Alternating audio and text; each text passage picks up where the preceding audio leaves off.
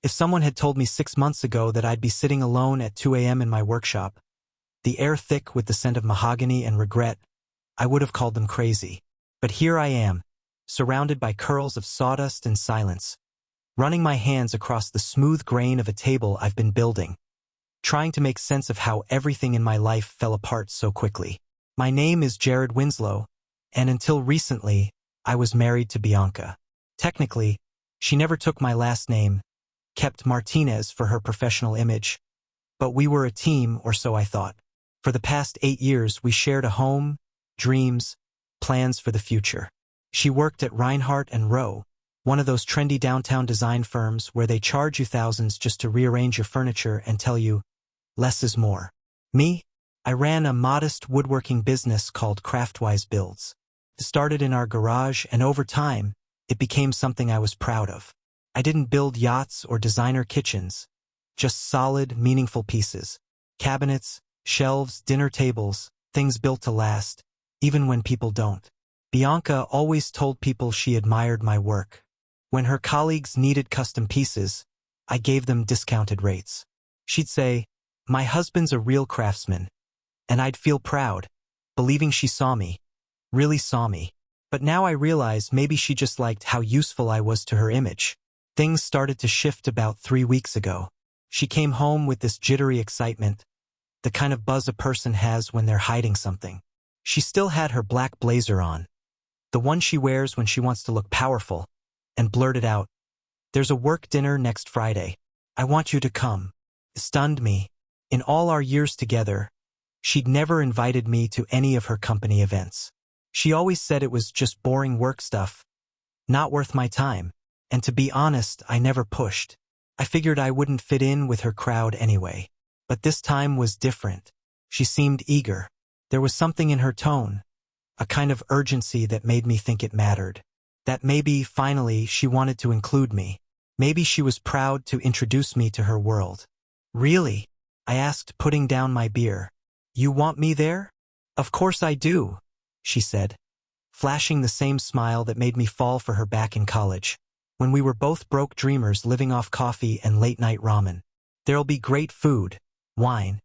You'll finally meet everyone I work with." I should have paid attention to the way she emphasized everyone. It sounded rehearsed, like she was testing the word. But I missed it, too busy being flattered. I asked about the dress code, and she told me to wear my navy suit, the one from her cousin's wedding.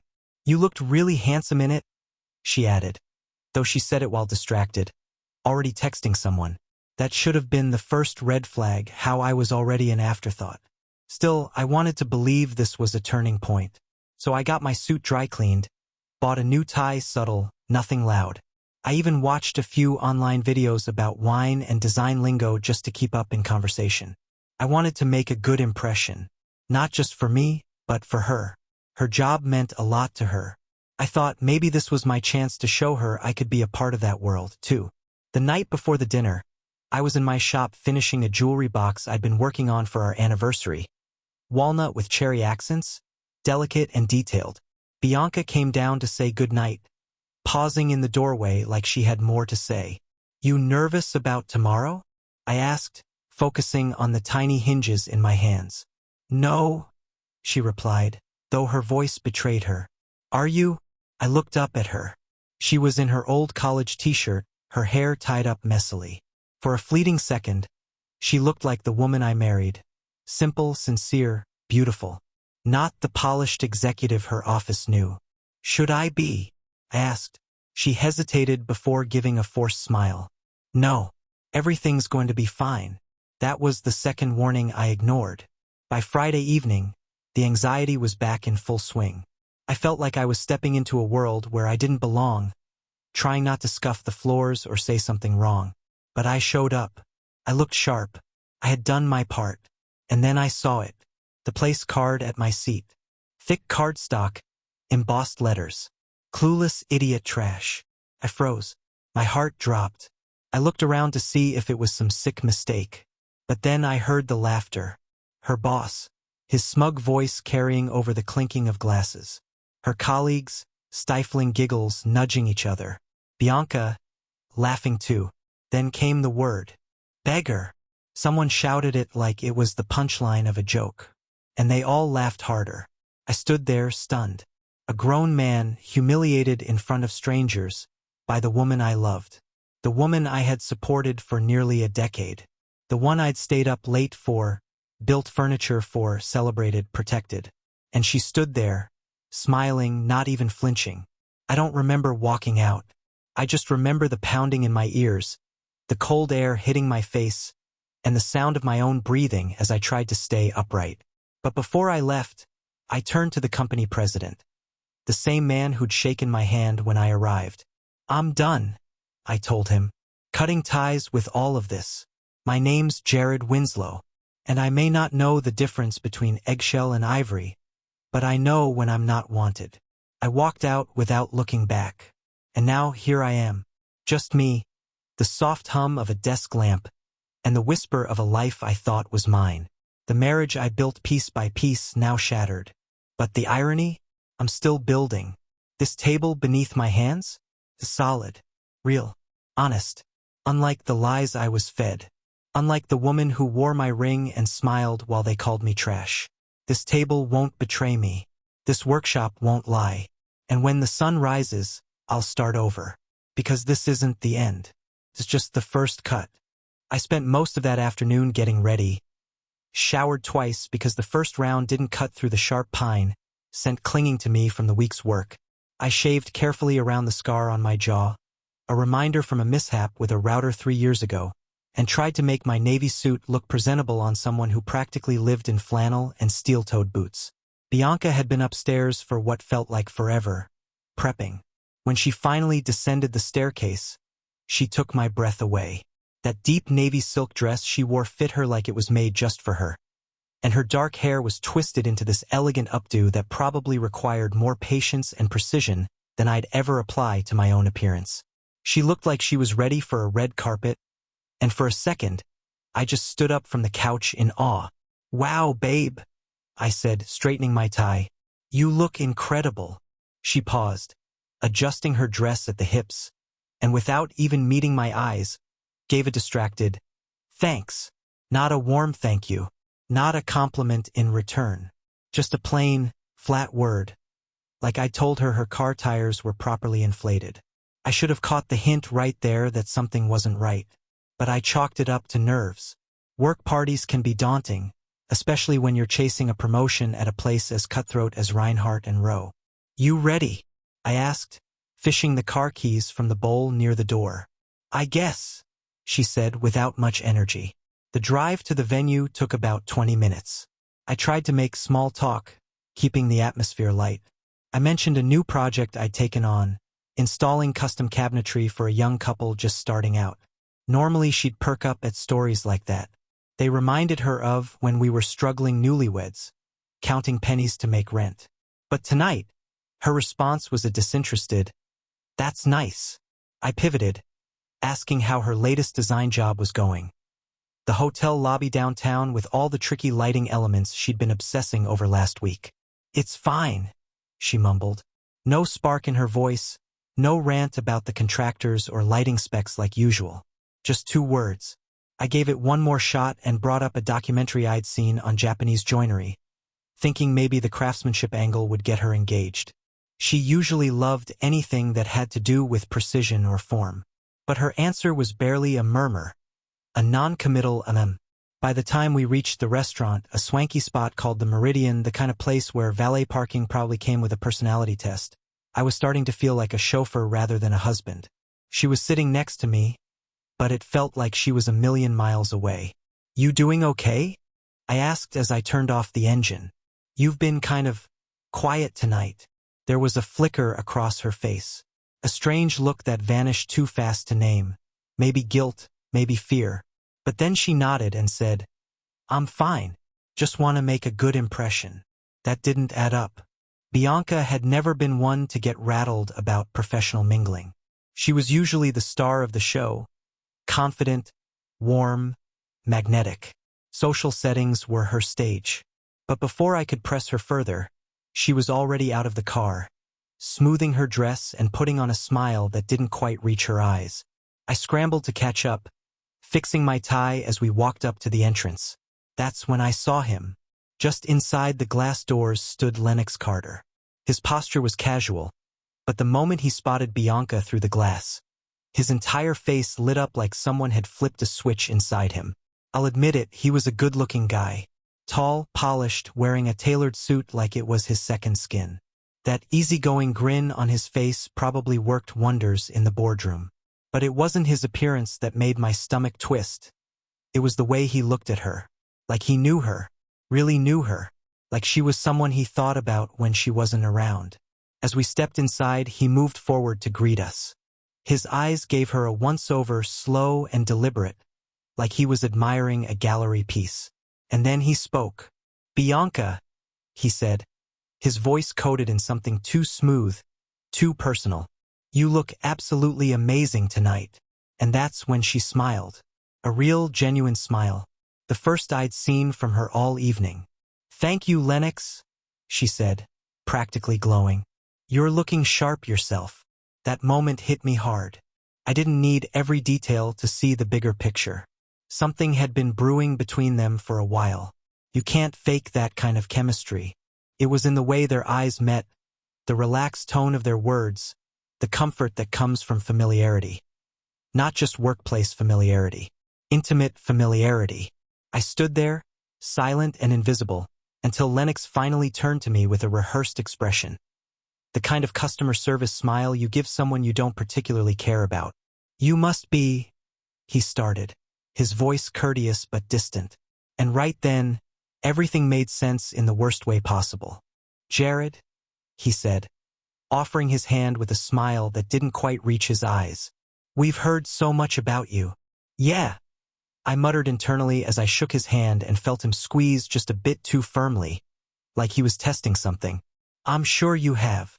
Walking behind Lennox into the venue felt like stepping into some surreal, high-budget fantasy. The place reeked of wealth. Overhead, massive crystal chandeliers glittered from a ceiling so high it disappeared into shadows. The marble floor shone like a mirror, so flawless you could probably check your tie in it, and abstract art pieces lined the walls. The kind you pretend to understand, even though all they scream is how expensive they must have been. The whole space gleamed under the amber lights, with the murmur of upscale laughter and clinking glasses bouncing off every hard surface, making the place feel more like a soundstage than a gathering. I stuck close to Bianca as we made our way through the crowd. She'd been quiet in the car, anxious even, but the second we crossed that threshold, it was like she became someone else entirely. Gone was the hesitant woman gripping the steering wheel. In her place stood someone glowing with charisma, a woman who seemed effortlessly magnetic, like the moment had been made for her. She moved through the gathering like she belonged to it. Confident, graceful, commanding. Her colleagues, both men and women, surrounded her instantly. You could tell they came from money. Sleek dresses, tailored suits, the kind of style that's meant to look casual but costs more than a week's paycheck. Compliments flew in rapid succession. "Bianca, you look amazing tonight," gushed a redhead in a sleek black dress I vaguely remembered from a holiday event years ago. "That color is gorgeous on you," added a blonde with perfectly smooth hair and lips so glossy they shimmered like glass. "Those shoes are divine. Where did you find them?" Another chimed in. And just like that, Bianca became the gravitational center of that little galaxy. She glowed under their praise like someone who hadn't felt sunlight in days. I stood at her side, completely overlooked. Not one person acknowledged me.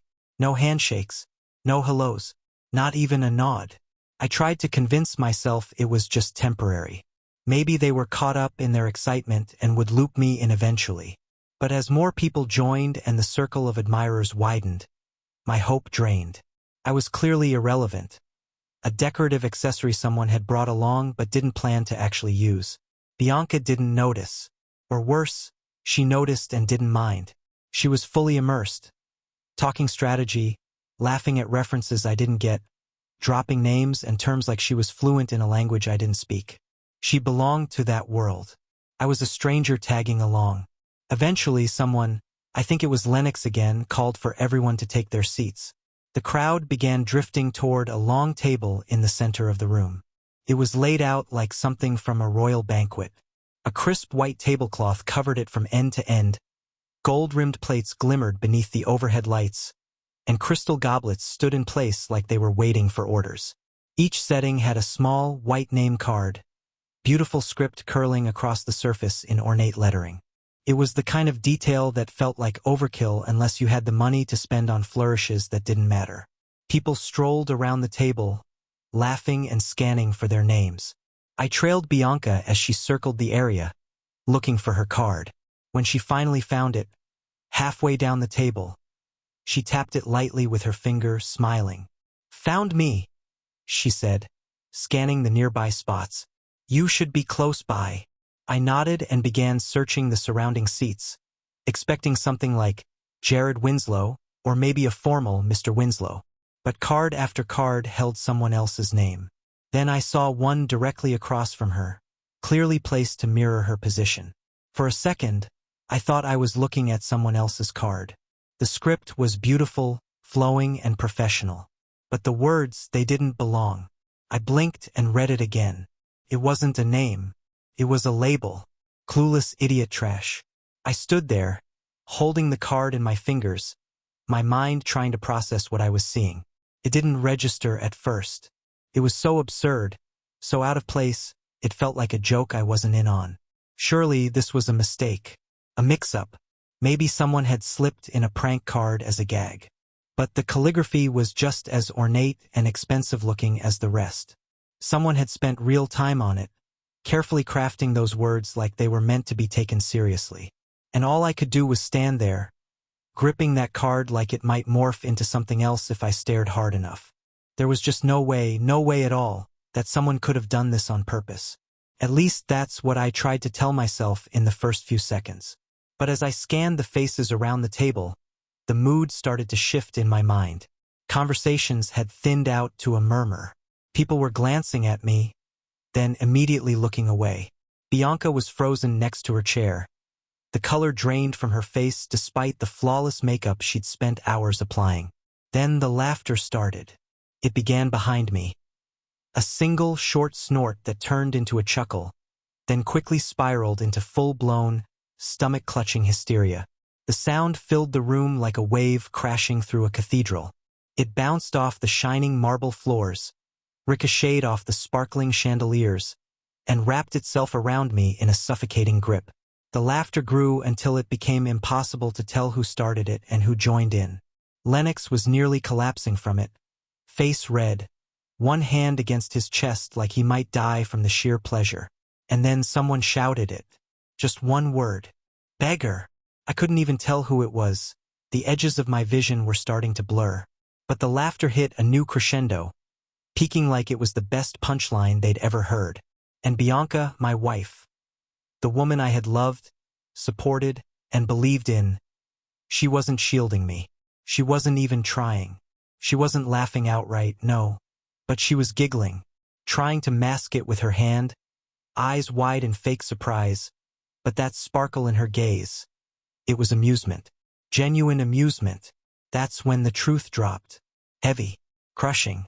This wasn't an accident. This wasn't a prank that had gone too far. It was designed, crafted. This was meant to humiliate. And Bianca had been in on it. She knew.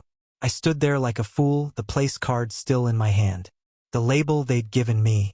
The name they thought fit. And I didn't lash out. I didn't scream or slam my fist down or make a scene. Even though every logical fiber in my brain screamed for action. To hurl the card at Lennox's smug face. To throw my chair to the floor. To call them out for the cruel, elitist frauds they were. I did none of that. Instead, I watched. I looked at every face. I committed them to memory. Burned their expressions into my mind.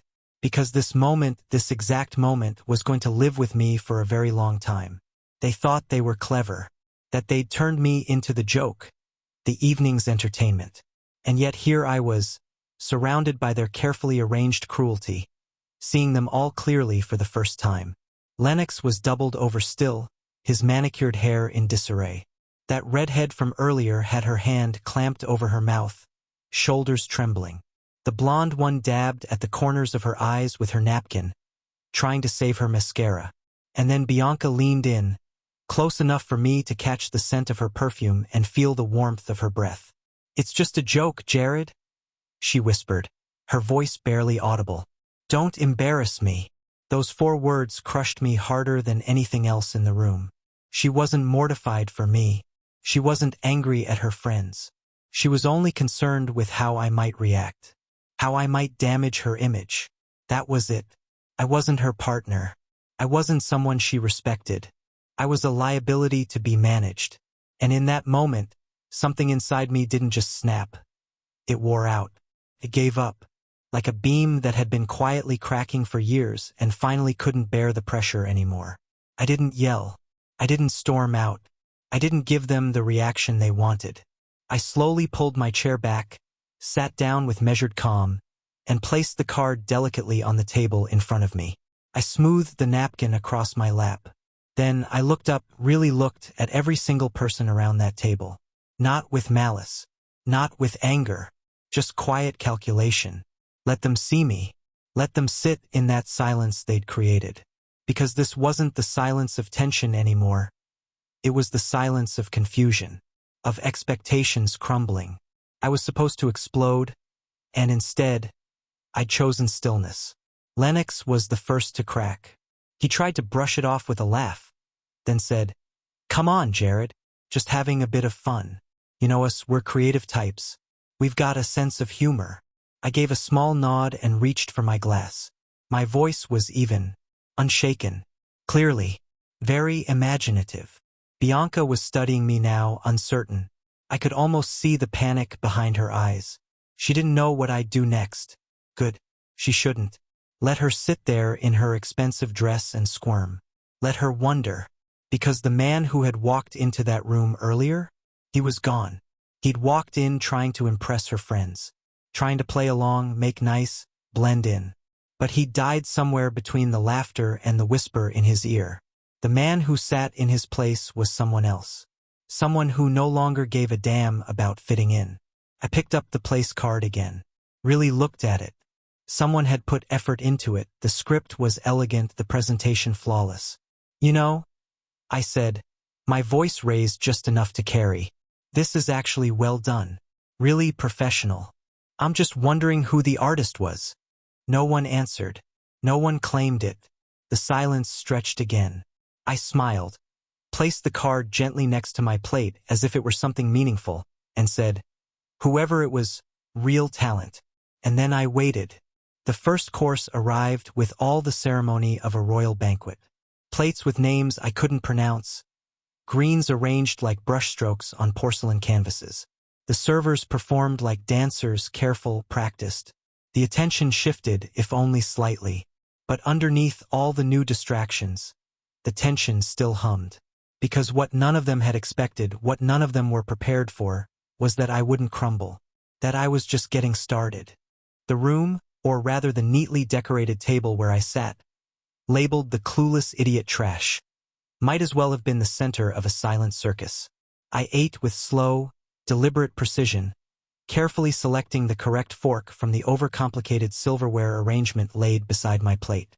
All those years of watching Bianca glide through high society dinners like she belonged had taught me enough about etiquette to fake belonging.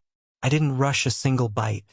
Every movement, from lifting the wine glass to setting down my knife, was composed, calm. A quiet declaration that I wasn't going anywhere.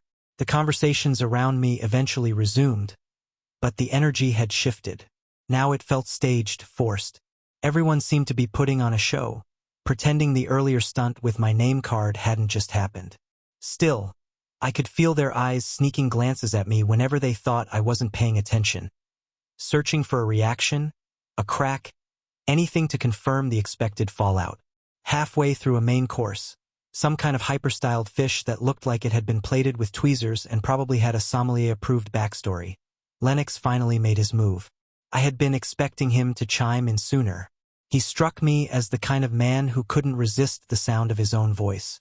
But instead, he'd been waiting, quiet, biding his time, clearly choosing his moment with care.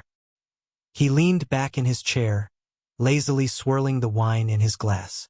That smug grin he wore, The one that suggested he was privy to secrets I couldn't possibly grasp.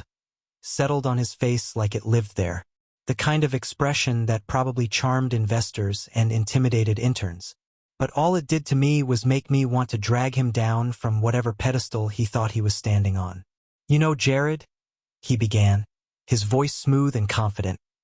"I have to say, I'm impressed with how well you're handling all this." The table quieted instantly, not with discomfort this time, but with that sharp, attentive hush that signals something significant is about to go down.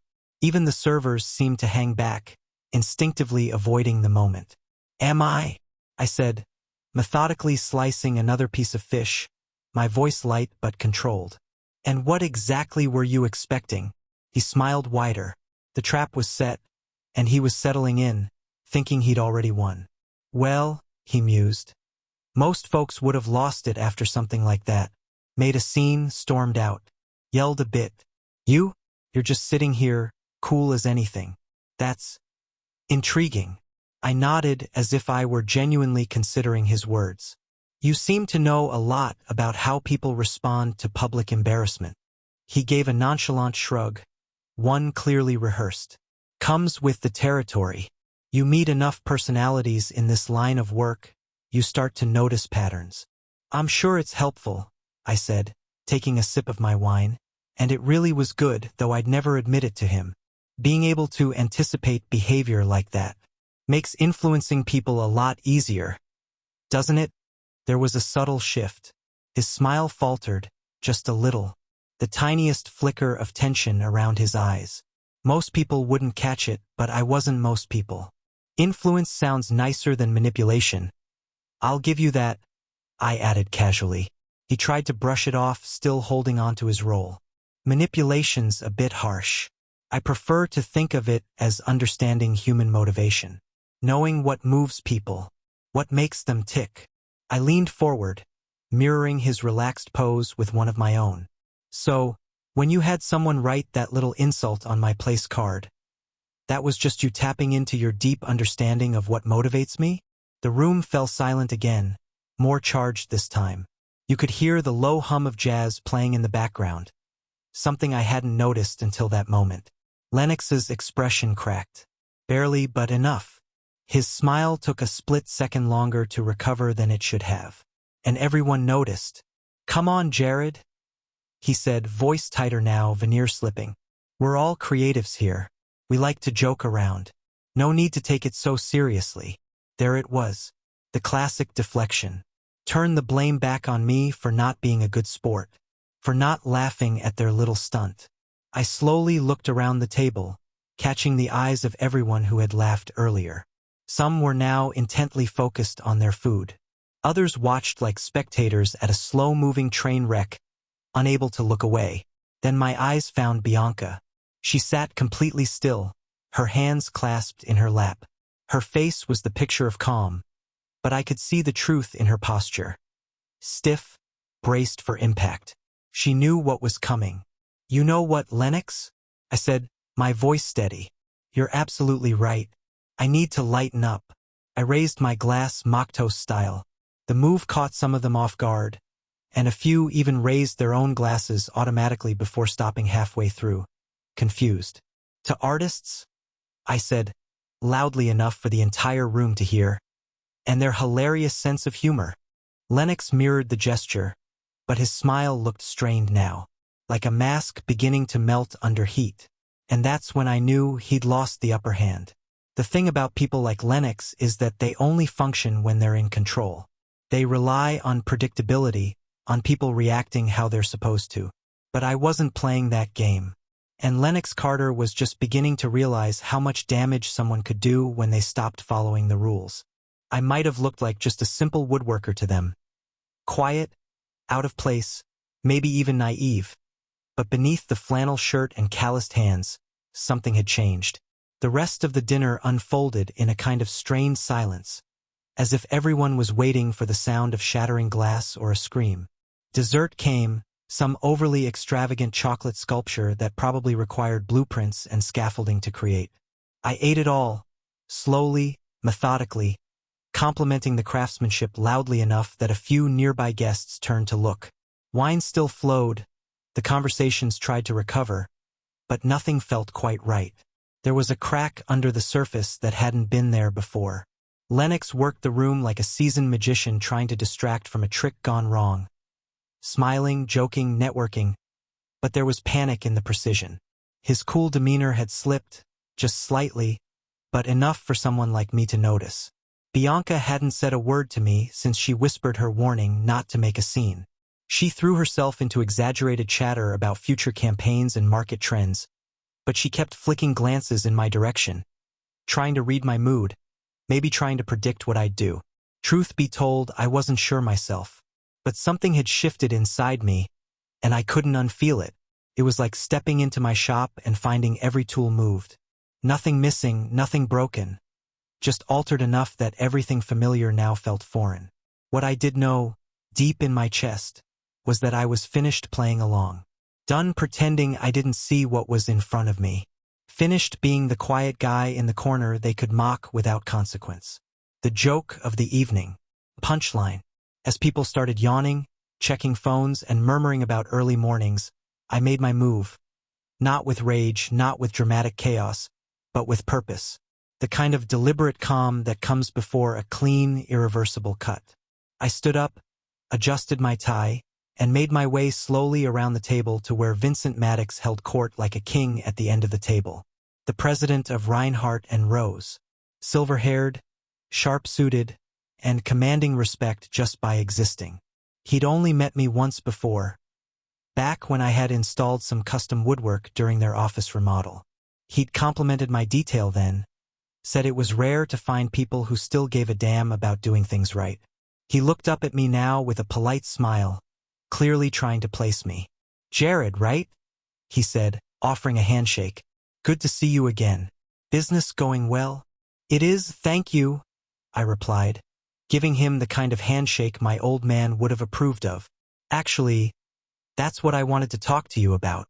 I reached into my coat pocket and pulled out my phone, flipping through photos until I reached the one I took earlier in the evening. The place card. "Clueless idiot trash," printed in elegant calligraphy. I'd snapped it quietly during appetizers, something about it telling me I might need proof. I held the screen up to him. "This is how your team decided to greet me tonight." His smile collapsed, eyes narrowed, face drained of color, then flushed red. He took the phone from my hand, stared at the image like it couldn't possibly be real. "This is," he started, trailing off. The man looked shaken. "Jared, I'm so sorry. This isn't who we are." I didn't let him finish. "It's not just about me. It's about what this says about your leadership, about what kind of culture you've allowed to grow here." I kept my voice level. "I've worked with your company for 6 years, built half your office furniture. The shelves you praised last month? Mine. The reception desk your visitors love? That was me too." He was starting to see the full picture now. Not just the insult, but the consequences. PR disaster. Legal exposure. The glaring failure of professionalism under his nose. "Please," he said, lowering his voice. "Let me make this right. We'll investigate. Hold people accountable." I shook my head slowly. "I'm not looking for an apology. Respect isn't something you patch up with a meeting and a fruit basket." I took back my phone, slid it into my pocket, and looked him in the eye. "Effective tonight," I said, each syllable deliberate. "Craftwise Builds is ending all contracts with Reinhardt and Rose. No more projects. No more installs. No more partnership." For a heartbeat, there was complete silence. Then murmurs. Heads turned. Forks paused midair. This wasn't the explosion they'd braced for. It was worse. Precision demolition. Public, controlled, undeniable. "You don't have to do this," Vincent said, clearly shaken. "We can fix this." But I was already walking away, the sound of my shoes echoing through the hall like a slow drumbeat. I heard him snapping at Lennox. "My office. Monday morning. First thing." But I didn't turn back. Didn't need to. The unraveling had already begun. Outside, the night air hit me like a bucket of cold water. Crisp, clean, It cut through the haze of wine and tension. I felt solid, calm, the way I do when I sand down a perfect joint and run my hand across the smooth grain. No adrenaline, no shaking. I was halfway to my truck when I heard the click of expensive heels behind me. Jared. Jared, wait. I stopped. Didn't turn around yet. I needed a few seconds more to brace myself. Her voice was breathless, sharp-edged. What the hell was that? She demanded when she caught up to me. What were you thinking? Now I turned. Bianca looked different. Under the fluorescent glow of the parking lot, the sheen was gone. Her perfect bun was slipping, her lipstick a little smudged, and there was fire in her eyes, real, untamed frustration I hadn't seen in years. It reminded me of our early days, when everything was raw and unfiltered and full of arguments about bills and dreams. I was thinking, I said, that I'm tired of being treated like I'm beneath you, like I should be grateful for your scraps. It was just a joke, she snapped. A dumb, harmless joke. And you went nuclear. Harmless. I laughed. They literally called me clueless idiot trash, Bianca, at your company event, in front of your colleagues. Your boss orchestrated it and you sat there. You laughed. She flinched. A flash of something passed across her face.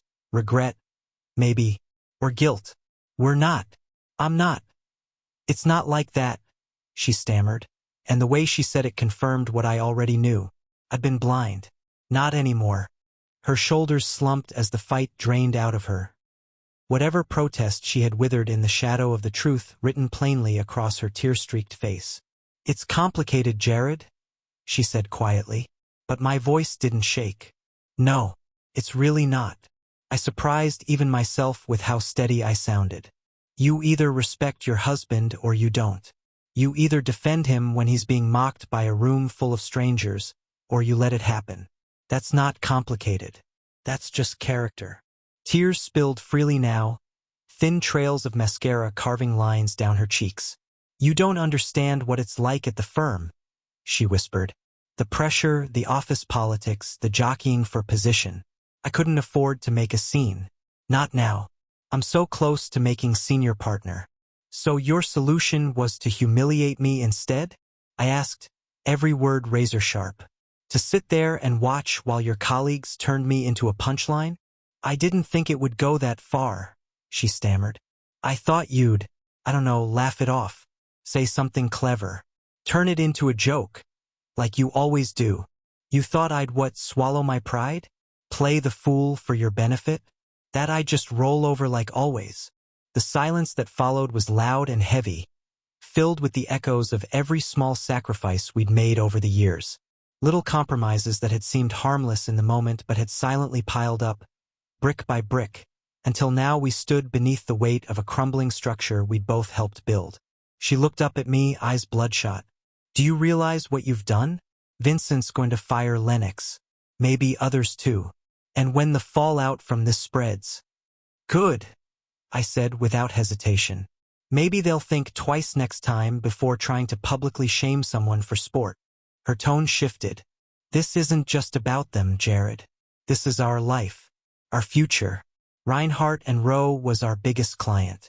Do you even know how much income we're about to lose? We. The word came out colder than I meant. Since when did your affair with your boss become something we share? She didn't answer. Just stood there shaking. Mascara smudged. Her perfect dress wrinkled in the harsh glow of the parking lot lights. The valet nearby did his best to pretend he wasn't witnessing the implosion of a marriage outside the restaurant. I reached into my pocket and pulled out my car keys. They felt solid in my hand, a reminder that something in my life was still grounded, still real. I'm going home, I said. You can call me when you're ready to tell the truth. She reached out like she wanted to touch my arm but stopped herself short. Please, Jared. Can't we fix this somehow?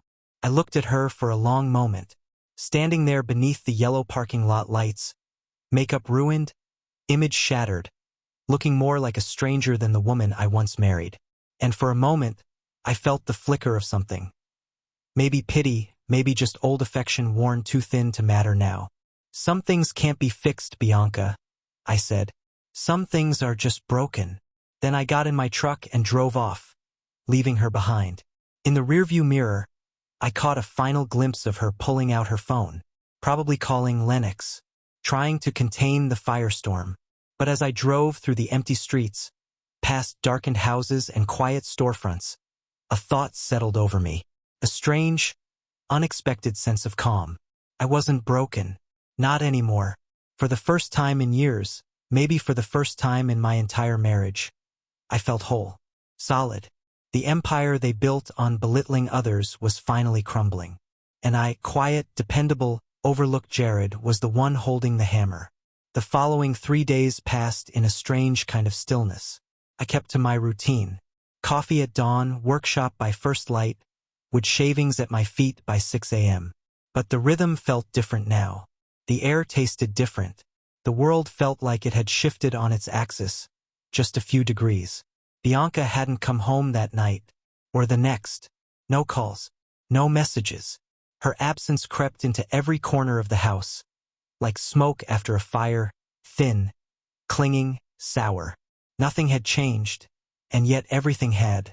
On Wednesday morning, I was adding the final polish to a jewelry box I'd made for Mrs. Peterson when I heard the mail truck stop out front. Normally, I'd have ignored it. Bills and spam could wait. But something pulled me out to the mailbox that morning. The first envelope bore the sleek silver logo of Reinhardt and Rowe. My stomach tightened. Legal threats? A cease and desist over unfinished work? I tore it open. Inside was a formal letter, crisp and heavy with regret, signed by Vincent Maddox himself. He apologized genuinely, I think. Said the treatment I'd received was indefensible. Said he accepted full responsibility for fostering an environment where something like that could happen. Promised major changes in the staff.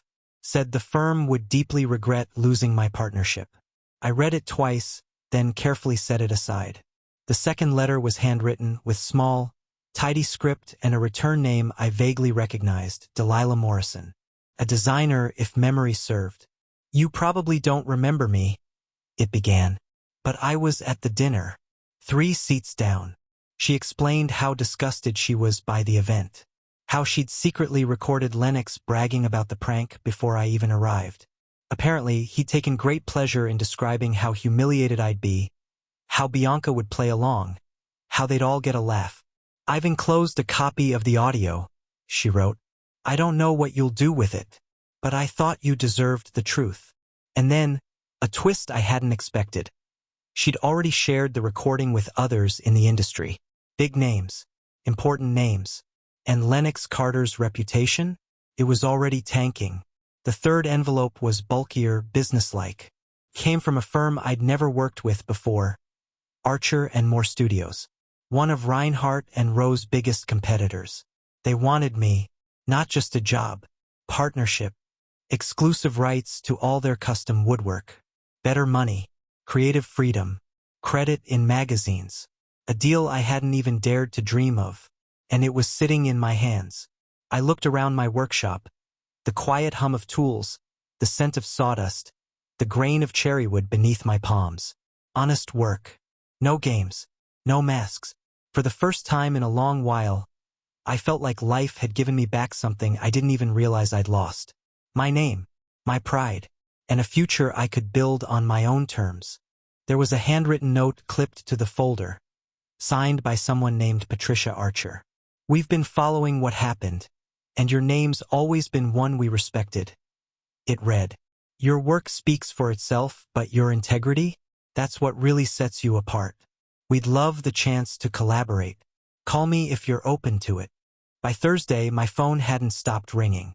Architects I hadn't heard from in years, developers who'd seen my designs in passing, and even private homeowners. People I didn't even know were reaching out.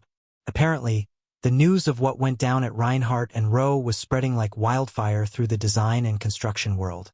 And from the sound of it, the narrative wasn't doing them any favors.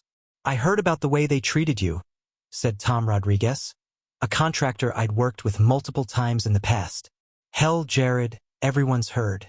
That audio Delilah Morrison leaked? It's blowing up.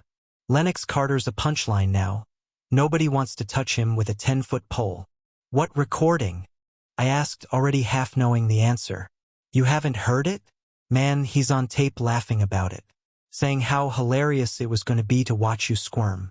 Like it was some damn prank show. Real classy guy. Anyway, I've got 3 clients asking me how to get in touch with you. Looks like people respect a man who doesn't just roll over. Friday brought more of the same. A bespoke kitchen project in Westchester. A law firm downtown looking for custom built-ins. A major hotel chain inquiring about millwork for a multi-state expansion. The calendar that had been worryingly empty just a few days ago was now jammed solid for the next 6 months. That evening, while sorting through bids and sketches in the workshop, my phone lit up again. A number I didn't recognize. I almost ignored it, but something made me swipe to answer. Is this Jared Winslow with Craftwise Builds? The voice was calm, polished, and carried a trace of a southern accent. Yeah, this is Jared. Mr. Winslow, I'm Michael Chun, a producer with Home and Garden Network. We've been hearing a lot about you this week, and I was wondering if you'd be open to discussing a possible collaboration. I nearly laughed. Just a week ago, I was the butt of a cruel joke at a dinner table surrounded by smug faces. Now, television producers were calling me. What kind of collaboration are we talking about? We're developing a new show about craftsmen who stick to their principles. Builders who choose honesty and quality, even when shortcuts are easier. We think you might be exactly who we're looking for. I looked around my space, the tools handed down by my father, the projects in mid-build, the smell of fresh wood and steel. Nothing about this room had ever made me feel small. Unlike the people who'd tried to belittle me. I'm listening, I said, because sometimes when one door slams shut, it takes the whole damn wall with it, and the world outside rushes in. By Monday, the house had taken on an eerie quiet. Every step echoed too loudly. Every drawer sounded like it was slamming shut. Even the coffee maker's morning gurgle filled the kitchen with a kind of absence that hadn't been there before. I'd adjusted to her being gone. Her side of the bed untouched. The bathroom no longer cluttered with her products. The fridge looking the same as it had days ago. But the silence weighed more than I expected. I was sitting at the kitchen table, sorting through more paperwork, when I heard a key turn in the lock. Just after 7 a.m., far earlier than she'd ever chosen to be up, let alone show up uninvited. I had a feeling this wasn't going to be some emotional reunion or apology. She appeared in the doorway looking like she hadn't slept in days. Her flawless hair now tied back in a rough ponytail. No makeup, wearing jeans and a sweater that had clearly seen better times. But it was her eyes that held me.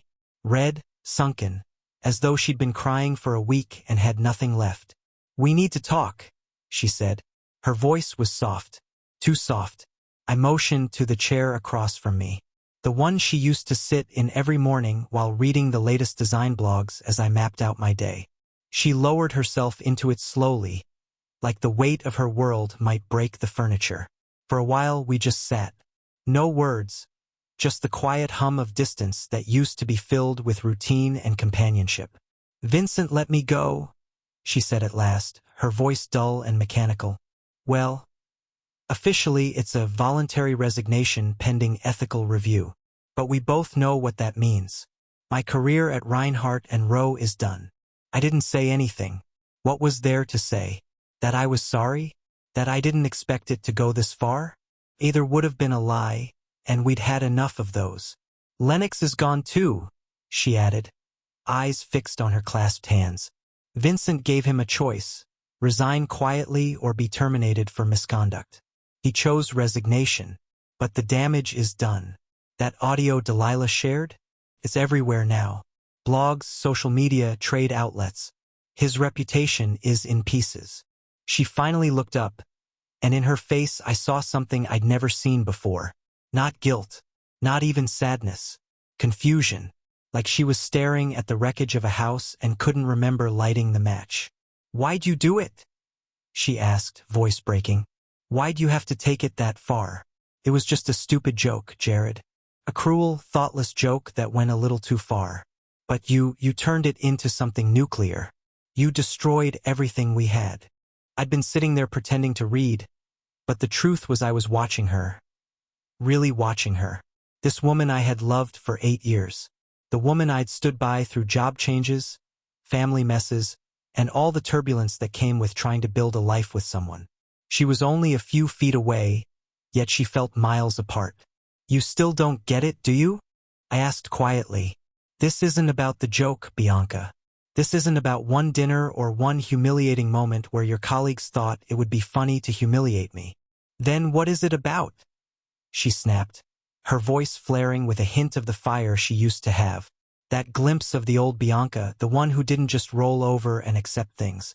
Because from where I'm sitting, it looks like you threw away 8 years of marriage, our shared future, everything we've built, just because of a few jokes my coworkers made. You couldn't handle being the punchline for one evening. A few jokes, I repeated slowly, letting the bitterness coat every syllable. Is that how you see it? That your boss, your lover, had someone print clueless idiot trash on my place card just for kicks? Just a harmless jab. Her body jerked slightly at the word, lover. She didn't refute it. We'd moved past denial, past pretending, past all the delicate phrasing we used to protect ourselves. It wasn't supposed to go that far, she murmured. I could hear the panic edging into her voice now. Lennox said it would just be a silly moment to break the ice. He said you'd probably laugh it off, make some little joke, and then we'd all move on. You thought I'd laugh? I asked, shaking my head. You thought I'd just sit there like I always do, like when your friends made fun of my cute little hobby in woodworking, like when you kept working late night after night and came home smelling like another man. Like when you took off your wedding ring because it didn't match your office wardrobe. The silence that followed was different this time. Not the cold, empty kind that had filled our home for weeks, but a silence so dense it felt like the air was weighted with everything we hadn't said over the years. I didn't stop wearing my ring because of my image, she whispered at last. No, I replied. You stopped wearing it because you'd already checked out of this marriage. That dinner was just the first time you let it show. She started crying then. Not the dramatic kind meant to win sympathy, but soft, quiet sobs. The sound of someone mourning something they know they've lost and might never recover. Her shoulders trembled, and her face crumpled with the weight of regret. But me, I felt nothing. No anger, no vindication, not even sadness. Just a hollow kind of calm. I messed up, she said through her tears. I made so many mistakes. But I love you, Jared. I know I haven't acted like it lately, but I do. Can't we try again? Start fresh. I looked at her, really looked at her. Sitting there in the kitchen we'd spent so much time in, crying over what used to be us. And it hit me, who she was asking that question to wasn't here anymore. The version of me who would have said yes just to keep the peace, who would have clung to her affection like it was the only thing keeping me afloat. That man was gone. Some things don't get repaired, Bianca, I said quietly. Some things just stay broken. She lifted her gaze to me, her eyes red and swollen. So that's it? Just like that? After 8 years, you're done. I looked around the kitchen, the one we'd remodeled together where I'd handcrafted the cabinets, where we used to share coffee and conversations in the mornings. Yeah, I said. I think I am. She nodded like she had expected that all along. Her tears were gone now. Her voice was steady as she got up from the chair. I'll have a lawyer reach out. We'll divide things evenly. The savings, the house, everything. Keep the house, I told her.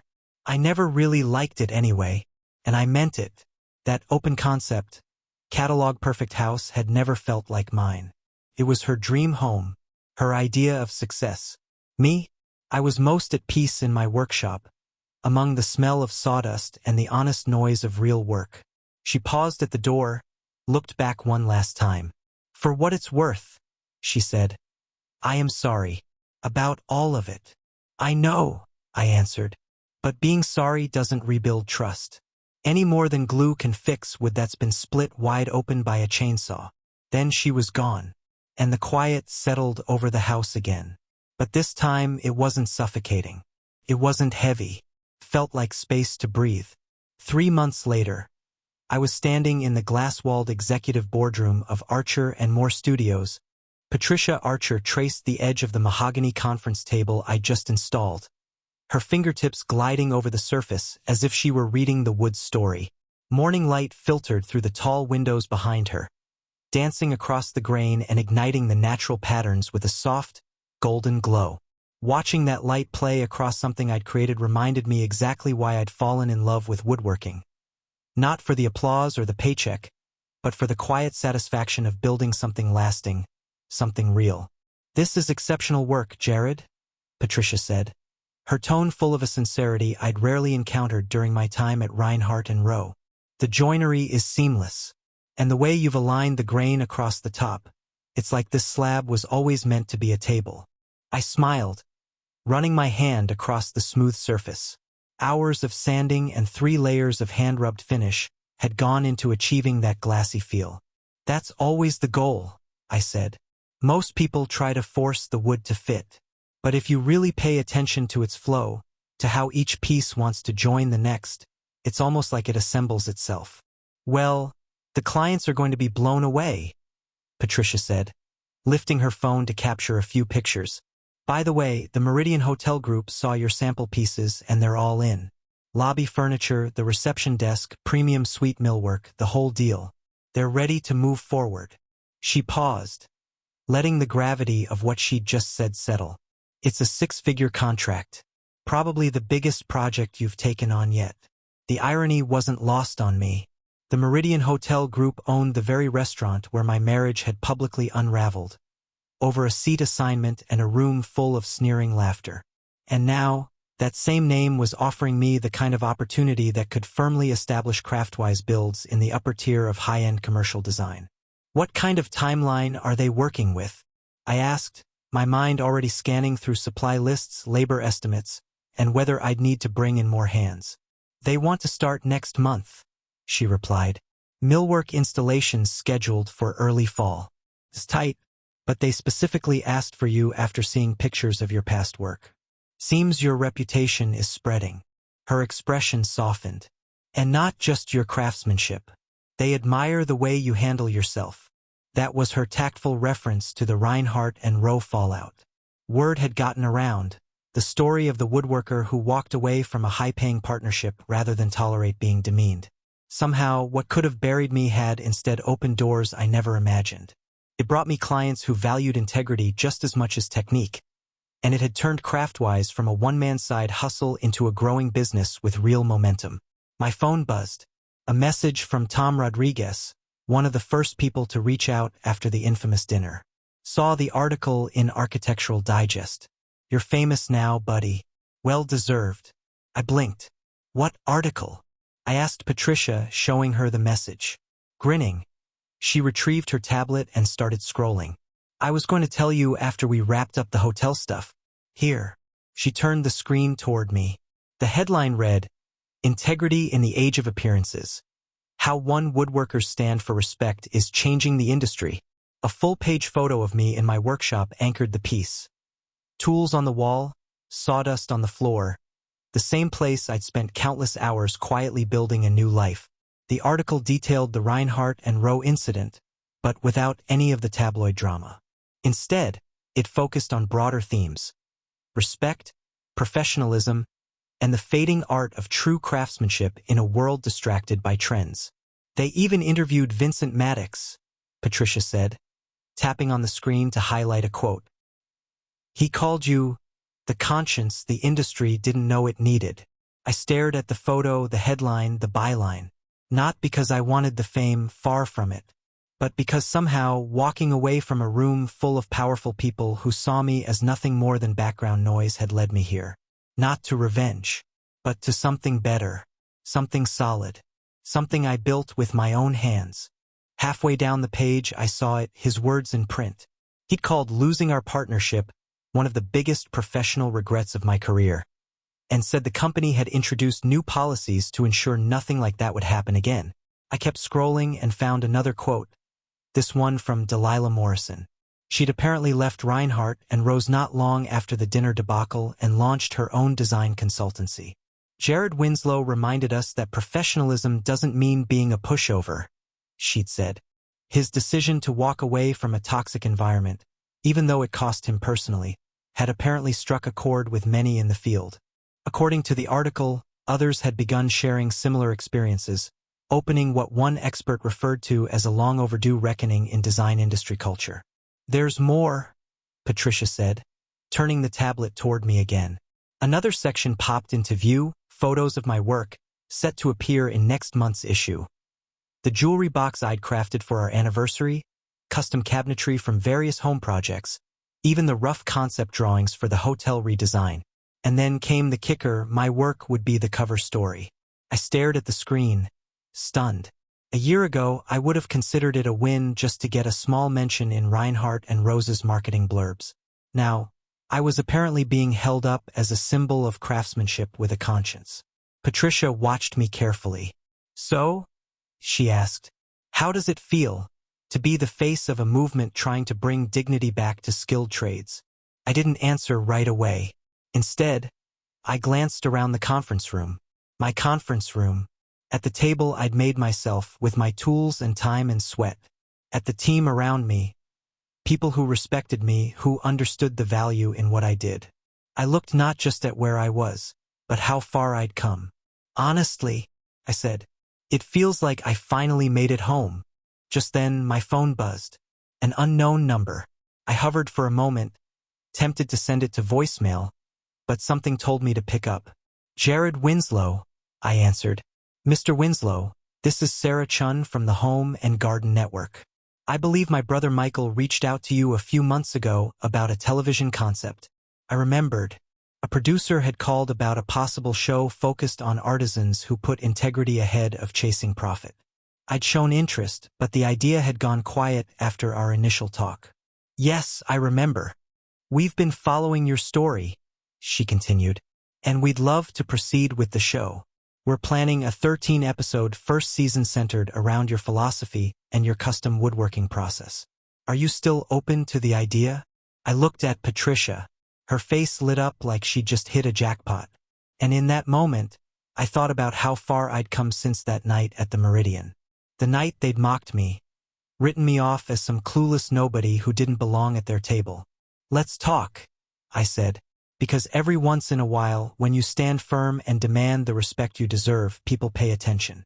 And sometimes they don't just notice, they join you. They help you build something better than anything that came before." I wasn't tagging along behind Bianca anymore. I wasn't background noise or the punchline to somebody else's joke. I was Jared Winslow, woodworker, entrepreneur, cover story, soon-to-be TV host. A man who created things of beauty that would last longer than the shallow opinions of people who never saw his worth. And I'd never needed their approval to shine.